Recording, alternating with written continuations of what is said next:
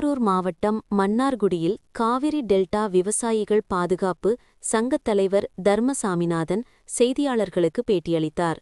அப்போது கடந்த 10 தினங்களாக அமெரிக்கா இஸ்ரேல் கூட்டணி ஈரான் மீது கொடூரமான தாக்குதலை ஏற்படுத்தியுள்ளதால் உலக நாடுகள் முழுவதும் பொருளாதார வளர்ச்சியில் நெருக்கடியை சந்திக்கக்கூடிய நிலையை ஏற்படுத்தியுள்ளது.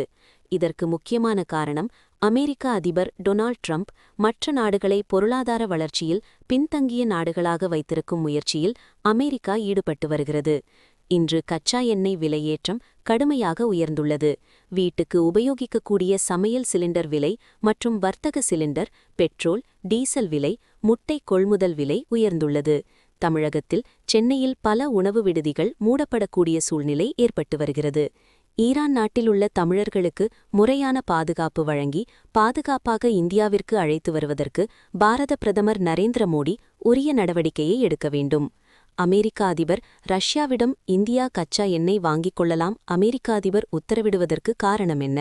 தயவு கூர்ந்து இஸ்ரேல் ஈரான் போர் முடிவுக்கு வர வேண்டும். வளரக்கூடிய நாடுகள் பொருளாதார வீழ்ச்சியில் தள்ளப்படக்கூடிய நிலை ஏற்பட்டு வருகிறது.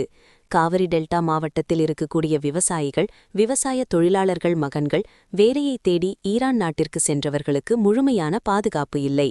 அமெரிக்க அதிபர் பதவியேற்றதிலிருந்து உலக நாடுகள் முழுவதும் பதற்றத்திலிருந்து வருகின்றனர். அமெரிக்கா இஸ்ரேல் இரு நாடுகள் கூட்டணியாக ஈரான் நாட்டின் மீது போர் தொடுப்பதால் தமிழகத்தில் பாதுகாக்கப்பட்ட வேளாண் மண்டலத்தில் திரும்பவும் மத்திய அரசு எண்ணெய் கிணறு அமைப்பதற்கான நடவடிக்கையை எடுக்குமோ என்ற அச்சம் விவசாயிகள் மத்தியில் எழுந்து வருகிறது. உடனடியாக இஸ்ரேல் ஈரான் போர் தடுத்து நிறுத்த வேண்டும். தமிழகத்தில் பாதுகாக்க வேளாண் மண்டலத்தில் பெட்ரோல், டீசல், எண்ணெய் எடுக்கும் முயற்சியில் மத்திய அரசு ஈடுபட்டால் பின் விளைவுகளை சந்திக்கக்கூடிய நிலை ஏற்படும் என தெரிவித்தார். ஒரு செயற்கையான எக்கனாமிக்கல் வாரை உருவாக்குகின்ற ஒரு முக்கிய பங்கு வகிக்கிறதுல யாருன்னா அமெரிக்கா அதிபர் டொனால்ட் ட்ரம்ப் தான். இன்னைக்கு என்னன்னு கேட்டிங்கன்னா கச்சா எண்ணெய்லாம் கடுமையாக ஏறி போயிடுச்சு. இன்றைக்கி வீட்டுக்கு உபயோகிக்கிற எரிவாயு சிலிண்டர்லேருந்து சமையல் எரிவாயு சிலிண்டர்லேருந்து உங்களுக்கு வர்த்தக சிலிண்டர் எல்லாமே இதாக இருக்குது. இன்றைக்கி சென்னையில் உணவு விடுதிகள்லாம் ஒரு மூடக்கூடிய ஒரு அபாயமான சூழ்நிலை உருவாயிருக்கு. இன்றைக்கி வளைகுடா நாடுகளில் பதட்டம் ஏற்படுறதுனால அங்கே இருக்கிற இந்தியர்களுக்கு ஒரு பாதுகாப்பான சூழ்நிலை ஏற்படுமாங்கிறது மிகப்பெரிய ஒரு அச்சத்தை ஏற்படுத்துது. இன்றைக்கி பார்த்தீங்கன்னா காவிரி டெல்டாவில் இருக்கிற தென் மாவட்டங்களைச் சேர்ந்த முக்கியமாக நம்ம தமிழ்நாட்டை சேர்ந்த இளைஞர்கள் தான் அதிகமாக வளைகுடா நாடுகளில் இருக்கிறாங்க, பொழப்பு தேடி போயிருக்கிறாங்க. அவங்களுக்கெல்லாம் ஒரு பாதுகாப்பற்ற சூழ்நிலை உருவாகுது. இதற்கு முதல் காரணம் அமெரிக்கா தான். அங்கே இருக்கிற இந்தியர்களுக்கு பாதுகாப்புக்கு முன்னுரிமை கொடுக்கணும். அவங்கள மீட்டு இந்தியா கொண்டு வரதுக்கான உரிய நடவடிக்கை எடுக்கணும். இது மோடி உடனே இதுக்கு வந்து பதில் சொல்லி ஆகணும். ரஷ்யாக்கிட்ட நீங்கள் என்ன வாங்குங்கிற ஒரு மாதத்துக்கு அனுமதி தரங்கிறாரு. நம்ம இந்தியாவும் ரஷ்யாவும் ஒருத்தர் ஒப்பந்த பரிவர்த்தனை பண்ணிக்கிறதுக்கு இவர் யார் அமெரிக்க அதிபர் உத்தரவு போகிறதுக்கு யாருங்கிறேன். இது ஒரு மிகப்பெரிய கேவலமான செயலாக தெரியுது எங்களுக்கு.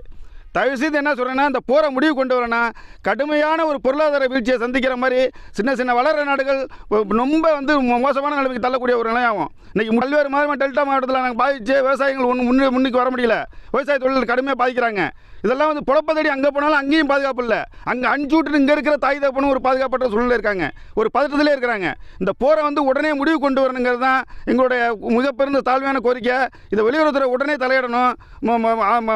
பாரத பிரதமர் மோடி அவர்கள் இதை உடனே கண்டனம் தெரிவிக்கணும். போரை நிப்பாட்டுறதுக்கு என்ன வழியோ அதை செய்யணும். அதை விட்டுட்டு அமெரிக்கா பக்கமோ மற்ற நாடுகள் பக்கமோ சப்போர்ட்டாக இருக்கிறது இது நல்லதல்ல. பொருளாதார வீழ்ச்சி கடுமையான வீழ்ச்சியை சந்திக்கும். இது இப்படியே தொடர்ந்துக்கிட்டே போனீங்கன்னா எல்லா விலைவாசியும் ஏறி போயிடும். ஒன்றுமே பண்ண முடியாது. இப்போ இன்றைக்கே பாருங்கள், 100 ரூபா சிலிண்டருக்கு ஏறி போச்சுங்கிறாங்க. என்ன சமையல் எரிவாயு ஏறி போச்சுங்கிறாங்க. டீசல் பெட்ரோல் டிமாண்ட் ஆகுங்கிறாங்க. ஒரு பதட்டத்தில் வச்சுருக்க சூழ்நிலையை உருவாக்குறது யாருன்னா செயற்கையாக அமெரிக்க அதிபர் டொனால்ட் ட்ரம்ப். அவர் அதிபராக ஏற்றதுலேருந்து எந்த நாடுமே ஒரு இதாக இல்லை. எல்லாருமே ஒரு பதட்டப்படக்கூடிய ஒரு சூழ்நிலை வச்சிருக்கிறாரு. இதை வன்மையை நாங்கள் கண்டிக்கிறோம். கூட்டு சேர்ந்து ஈரானை தாக்குவது ஒரு சூழ்நிலைனால இந்த எண்ணெய் கிடங்குகள் கச்சா எண்ணெய் பாதிக்கப்படுறதுனால எங்களுக்கு இன்னொரு மிகப்பெரிய அச்சம் உண்டாகுது. என்னென்னா, இந்த டெல்டா மாவட்டங்களில் திரும்பவும் எண்ணெய் கிணறுகளை நோண்டி மீண்டும் ஒரு விவசாயிகளுக்கு டெல்டா மாவட்டத்தில் பாதுகாக்கப்பட்ட வேளாண் மண்டலம்னு அறிவிக்கப்பட்ட இடத்துல ஏதாவது துர்பாக்கிய நிலையை திரும்ப கொண்டு வந்துடுவாங்களோ, எண்ணெய் கிணறுகளை நோண்ட ஆரம்பிச்சிருவாங்கிற ஒரு மிகப்பெரிய அச்சமும் டெல்டா மாவட்ட விவசாயிகள் மத்தியில் எழுது.